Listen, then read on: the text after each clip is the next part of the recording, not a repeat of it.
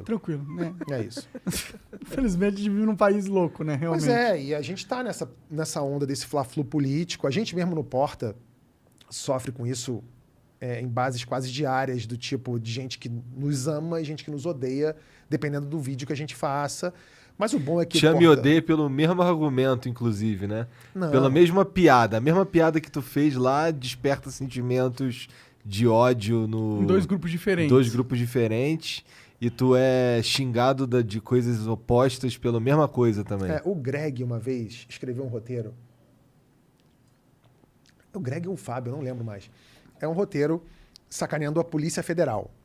No auge da Lava Jato, sacaneando a Polícia Federal, como se os caras da polícia meio que inventassem provas para condenar o PT. Uhum.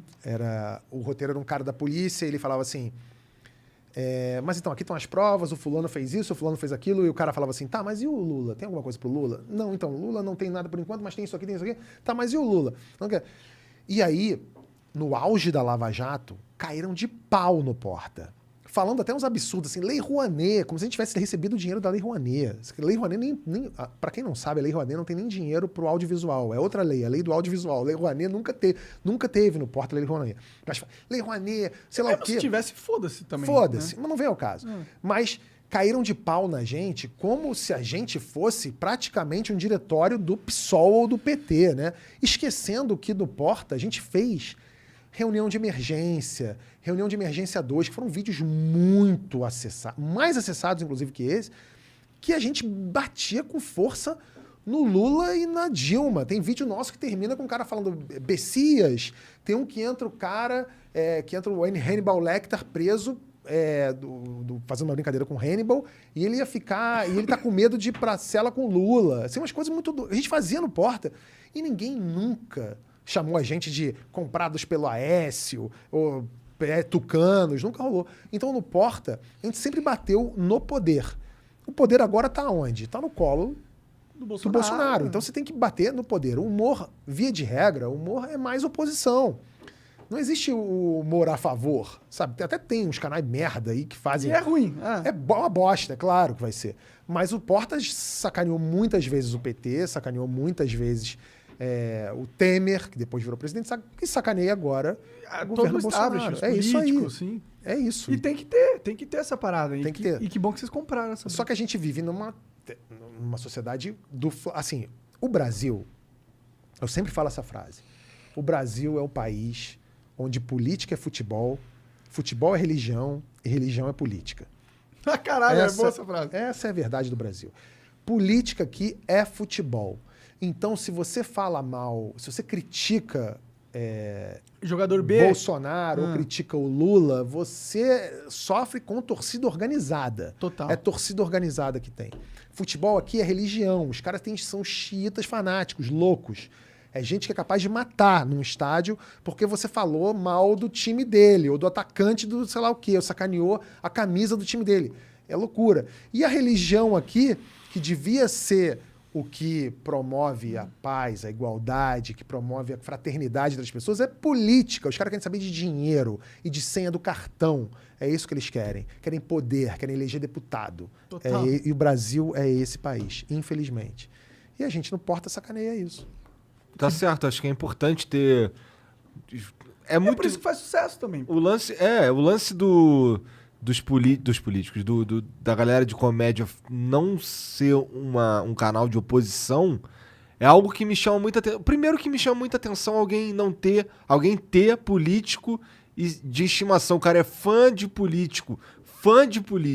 É algo que não entra na minha cabeça. Não, não entra na cabeça e assim, é o cara que ele acaba se colocando num papel de subserviência, um papel de capacho, que você fala assim, pra quê? Porra!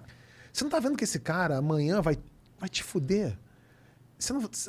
Assim, você pagar pau pra político é assinar um atestado de idiota, de otário. Esse cara, ele te dá tapinha nas costas pra saber onde ele vai te apunhalar. É isso. Você não pode se dar esse luxo de... Você não conhece aquela pessoa. Evidentemente que na tua trajetória de vida, há políticos com os quais você se identifica mais, menos. alguns que você confia mais, menos. Mas daí é você assinar uma folha em branco e dar pra esse cara e falar assim, eu confio plenamente em você pra sempre, você é meu ídolo eterno, você sei lá o que. Cara, você não sabe o que esse cara faz entre quatro paredes, pelas suas costas, nas salas onde não tem uma Escuta, câmera ligada. Você não pode dar esse voto de confiança, a menos que você tenha uma relação pessoal com ele. Tipo, é meu pai. É tipo, é minha mãe. E mesmo assim... E mesmo assim passa a ser o principal defeito dessa pessoa ter se tornado político. Exatamente. Ô, como que a gente sai desse Fla-Flu, cara? A gente sai com educação. A única maneira do Brasil ir para frente é com educação. Não existe outra forma. A educação nesse país aqui, e em segundo lugar a saúde, são sucateados o tempo todo, são sabotados o tempo todo. Eu até estava conversando com o Drauzio Varela essa semana sobre isso, porque o Drauzio discorda de mim, mas eu acredito, apesar do Drauzio, que eu sou fã do Drauzio, mas eu acredito que o governo não investe em educação, porque se esse país tivesse investimento em educação, 90% desses bostas não seriam eleitos. E ele discorda de você porque eu concordo pra caralho. Então, ele discorda porque ele acha que esses políticos não têm inteligência nem para criar esse tipo de estratégia. Entendi. Bom, tá. Então agora eu já não sei mais com quem eu concordo. Mas assim, eu acho que na verdade uma coisa leva a outra. Porque eles de fato não são pessoas brilhantes, eles de fato não são políticos inteligentes, eles... Mas é intuitivo. Mas ele sabe que dentro ali ele vai estar lá. Para ele fazer algo para educação, para saúde, é mó trampo, mó batalha. Ele só não vai dedicar essa energia, ele vai dedicar pros esquemas dele, pô. Não, e você vê que, assim, eu até estava falando sobre isso hoje, né? Um moleque hoje que está na faculdade de Direito, né? O moleque que está na faculdade de Direito, se você chegar para boa parte desses moleques e falar assim, qual é o teu sonho? Você está fazendo faculdade de Direito agora, qual é o teu sonho? Muitos deles vão falar, eu quero ser promotor, eu quero ser procurador, eu quero ser juiz. Né? São 3 cargos públicos. Quero ser defensor. Ele quer trabalhar, boa parte deles, quer trabalhar no setor público.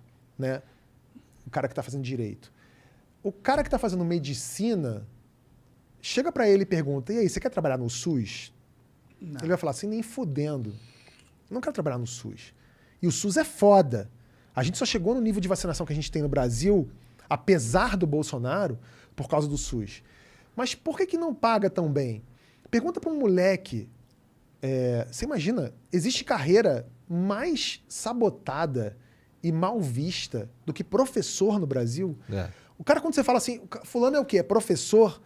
O nosso inconsciente já grita, é fudido. Tá pobre. Professor devia ser a profissão mais nobre. O cara que é professor de escola pública, de faculdade pública, ele devia ganhar bem pra caralho. Ele devia ter auxílio. Esse sim merecia ter auxílio tudo. E não juiz. Não desembargador. Sim, esses caras ganham pra caralho. Desembargador, promotor, tem. Salários e 150 mil. Acumula. Tem... E veja bem, eu não estou dizendo que não é importante, é claro que é importante, mas assim, esse país sabota a educação, e em segundo lugar sabota a saúde. Se a gente tivesse uma sociedade educada e saudável, a gente ia crescer como um todo. A gente não ia eleger vários desses idiotas que estão lá, e gente que não tem condição de ser síndico do próprio quarto, e o cara é deputado ou senador em Brasília, é ministro. O foda é que esses caras já estão lá.